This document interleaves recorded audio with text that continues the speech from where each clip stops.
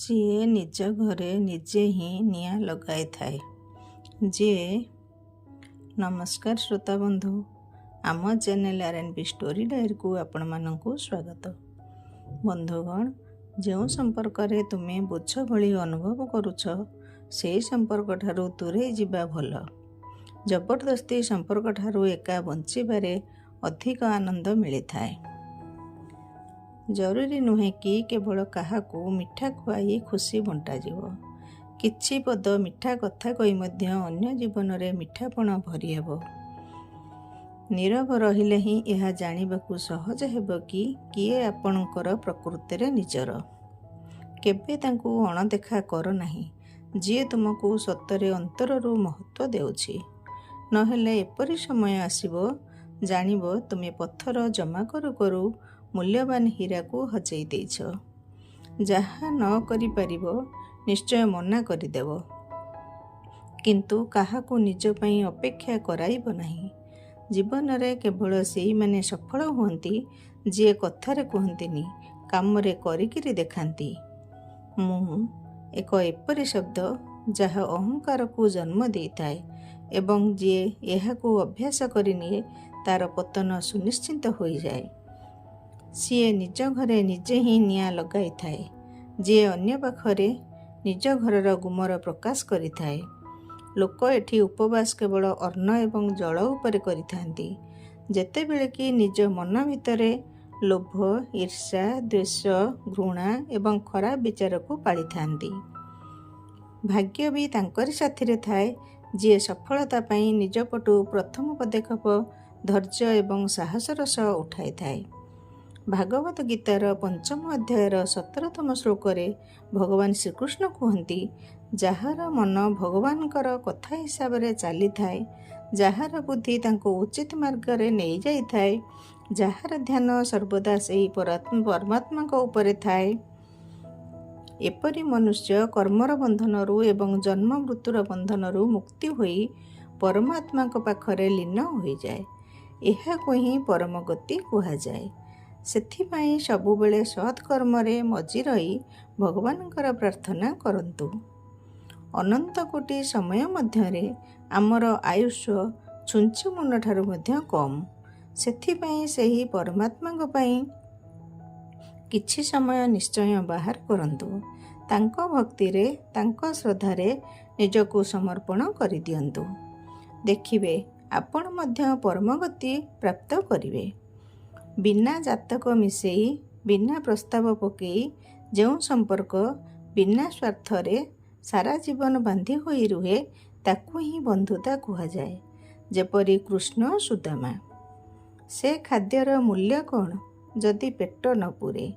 ସେ ଧନର ମୂଲ୍ୟ କ'ଣ ଯଦି ଯାହା ସାହାଯ୍ୟରେ ନ ଆସେ? ସେ ବିଦ୍ୟାର ମୂଲ୍ୟ କ'ଣ ଯଦି ବିନମ୍ରତା ନ ଥାଏ? ସେ ଜୀବନର ମୂଲ୍ୟ କ'ଣ ଯଦି କାହା ଉପକାରରେ ନ ଆସେ? ବନ୍ଧୁଗଣ, ଏହି କଥାରେ ଆପଣଙ୍କ ମତାମତ କ'ଣ କମେଣ୍ଟରେ ଲେଖନ୍ତୁ। ଆମ ଚ୍ୟାନେଲକୁ ସବସ୍କ୍ରାଇବ୍ କରି ପାଖରେ ଆସୁଥିବା ଘଣ୍ଟି ଚିହ୍ନକୁ ଦବାଇ ଦିଅନ୍ତୁ, ଯାହାଦ୍ୱାରା ନୂଆ ନୂଆ ଭିଡ଼ିଓ ବନାଇବା ପାଇଁ ଆମକୁ ଉତ୍ସାହ ମିଳିବ। ବନ୍ଧୁଗଣ, ଆପଣଙ୍କୁ ଯଦି ବିନା ପରିଶ୍ରମରେ ଅସରନ୍ତି ଧନ ଏବଂ ସମ୍ମାନର ସହ କର୍ମ ପାଇଁ ଅସରନ୍ତି ସାହସ ଦିଆଯାଏ, ତେବେ ଆପଣ କାହାକୁ ଚୟନ କରିବେ? ତେବେ ଚୟନ କରିବା ପୂର୍ବରୁ ଏହି ଉଦାହରଣକୁ ଥରେ ନିଶ୍ଚୟ ମନକୁ ଆଣିବେ। ଦୁର୍ଯ୍ୟୋଧନକୁ ମଧ୍ୟ 10 ଲକ୍ଷ ନାରାୟଣୀ ସେନା ଏବଂ ଶ୍ରୀକୃଷ୍ଣଙ୍କ ମଧ୍ୟରୁ ଜଣକୁ ଚୟନ କରିବାର ଥିଲା ଏବଂ ସିଏ 10 ଲକ୍ଷ ନାରାୟଣୀ ସେନାକୁ ଚୟନ କରିଥିଲେ। ଏହାର ପରିଣାମ ବିଷୟରେ ଆପଣମାନେ ନିଶ୍ଚୟ ଜାଣିଥିବେ। ଯଦି ସେଦିନ ଦୁର୍ଯ୍ୟୋଧନ ଭଗବାନ ଶ୍ରୀକୃଷ୍ଣଙ୍କୁ ଚୟନ କରିଥାନ୍ତେ, ତେବେ କୌରବ ବଂଶର କେବେ ନିପାତ ହୋଇନଥାନ୍ତା।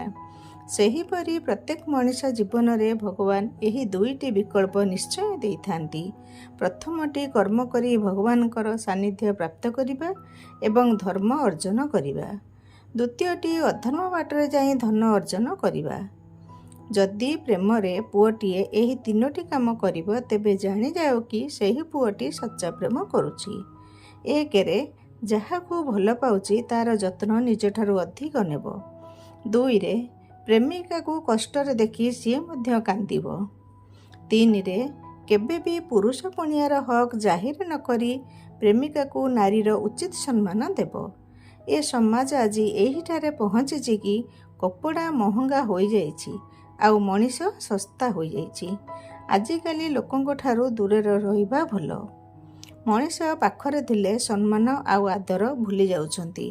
କାହାକୁ ଏତେ ବି ଇଗ୍ନୋର କର ନାହିଁ କି ତୁମେ ତାଙ୍କ ସହ କଥା ହେଲେ କି ନହେଲେ, ତୁମେ ତାଙ୍କ ପାଖରେ ରହିଲେ କି ନ ରହିଲେ ତାଙ୍କୁ ଆଉ କିଛି ଫରକ ପଡ଼ିବ ନାହିଁ।